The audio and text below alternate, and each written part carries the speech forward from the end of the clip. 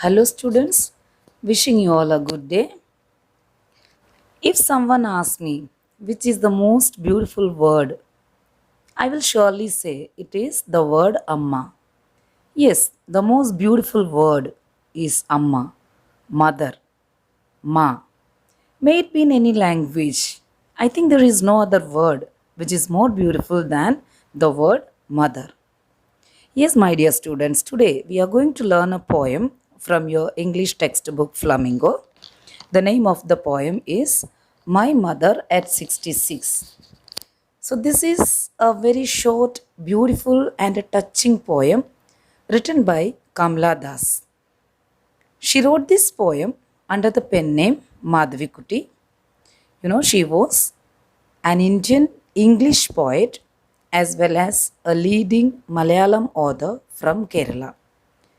She was born on 31st March 1934 and died at the age of 75 on 31st May 2009. She had written many novels and short stories in English as well as Malayalam language.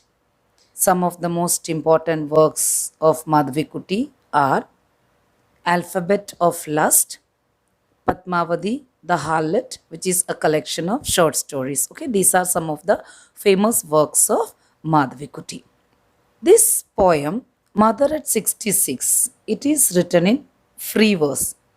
Free verse means, there is no particular rhyme scheme or there is no division of any stanzas in this poem.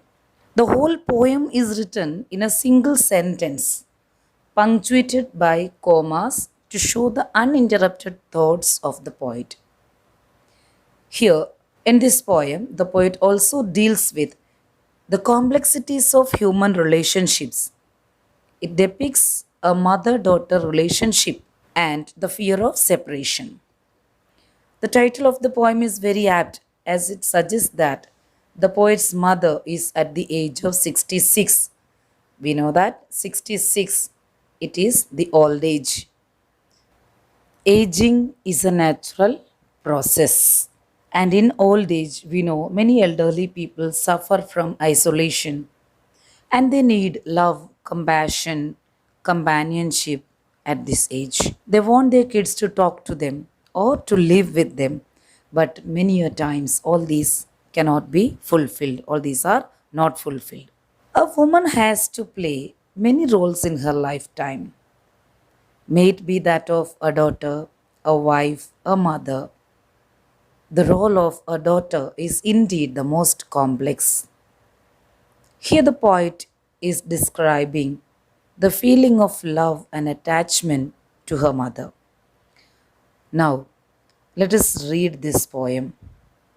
Driving from my parents' home to Cochin last Friday morning, I saw my mother beside me, doors open mouthed, her face ashen like that of a corpse, and realized with pain that she was as old as she looked. But soon put that thought away and looked out at young trees sprinting, the merry children spilling out of their homes. But after the airport security check, standing a few yards away, I looked again at her wan, pale as a late winter's moon and felt that old familiar ache, my childhood's fear. But all I said was, "See you soon, Amma." All I did was smile and smile and smile. Okay, now I'll give you the explanation of the poem. One day, after visiting her mother, the poet was on her way back to Cochin Airport. They were going to the airport in a car. Her mother also accompanied her till the airport. While they were in the car, the poet looked at her mother, who was sitting beside her, and the mother was taking a short sleep with her mouth wide open in her sleep. When the poet looked at her mother's face closely, she discovered that she has grown older and felt that maybe she is nearing to her death.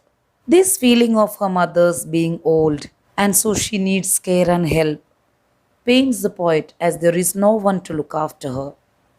So, looking at her sleeping mother's face, she felt that her mother's face was dull and colorless, just like a dead body. So, this made the poet scared and very sad. So, the poet realized here that her mother was very old, as she appeared to be, and she might die soon.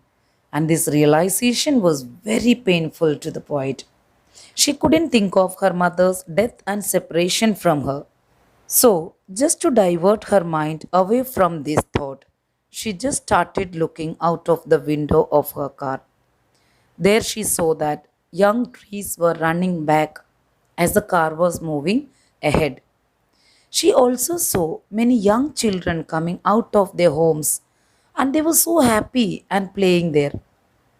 So, the scenes outside the window is full of life, vigor, and enthusiasm.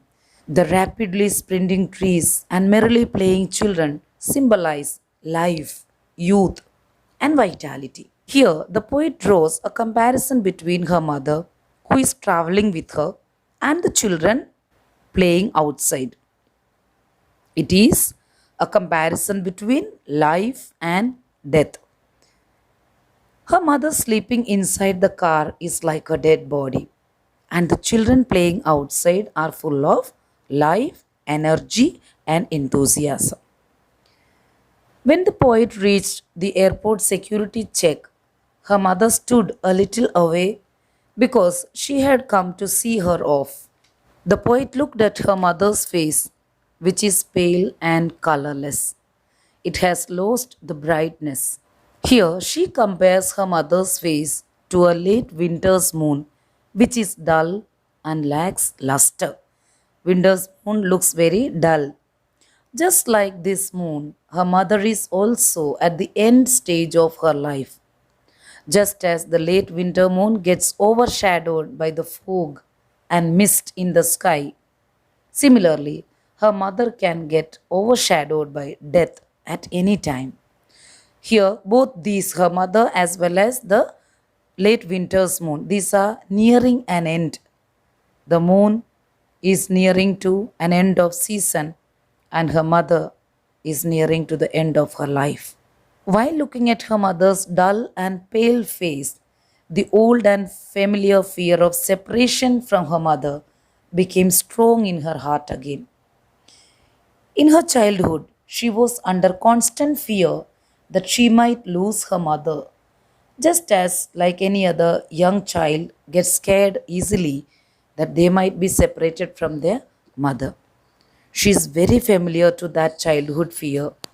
Now, that same fear started haunting her while she was departing from her mother. But she didn't show her emotions to her mother. She only bade her mother goodbye and said, "See you soon, Amma." By saying these words, she gave a hopeful smile. Here, in the last line, all I did was smile and smile and smile. The poet repeated the word smile 3 times to emphasize the emotions of the poet. Here, she wants to hide her fear and show her hope through her broad smiles. Here is what we can understand the complexities of human relationships. The poet knew that at this time her mother needs all love, care, and support during her old age. Though the poet has a desire to be with her mother, she cannot do that as she has got many other commitments in her life. She cannot change her travel plans because she has commitment to her husband, her children, to her profession, maybe lot of commitments she has to fulfill in her life. Therefore, she is not able to stay there with her mother. Thus, the parting words of the poet shows her positive attitude. She overcomes her pain and fear. She assures herself and her mother that they would meet again. So, this is the explanation of this poem. Now, we look into the glossary of this poem. Doze means a short light sleep. Ashen, which means very pale. Corpse means dead body. Sprinting, moving very fast. Spilling, moving out in great numbers. Van means colorless. Ache, pain. Next, we look into the poetic devices of this poem. First, alliteration. So, alliteration means you know that repetition of consonant sound. Here you can see in these lines, driving from my parents' home to Cochin last Friday morning, I saw my mother beside me, doors open mouth. Here you can see in these lines, the sound I have marked with separate colors. The sound is repeated in driving and doors. Then first sound is repeated in from and Friday. Then you can see the sound mo is repeated many times. My, morning, mother, me, mouth. So all these are examples of alliteration. One more is here. But soon put that thought away and looked out at young trees sprinting, the merry children spilling out of their homes. Here also you can see the sound sir is repeated. Okay, and the, that, thought, the, that and the. Okay, thought is different. So that and the sound is repeated here. The sound is repeated. Then here is also one more example of alliteration only. So I sound is repeated. Then first sound you can see with these different colors. You can understand these are some of the examples we can point out for alliteration. Now the next device in this poem is simile. So simile, you know that it is direct comparison made between two unlike objects. Okay, by using the words as or like. As and like. See, her face ashen like that of a corpse. Here, the comparison is made between the mother. Okay, her means it stands for mother, and corpse, dead body. Her mother is compared to a corpse, a dead body. This is simile. Then again, you can see here, once again, the poet's mother is compared to late winter's moon by using this word as. Here you can see like is used. Okay, so poet's mother and late winter's moon both are compared directly. So this is simile.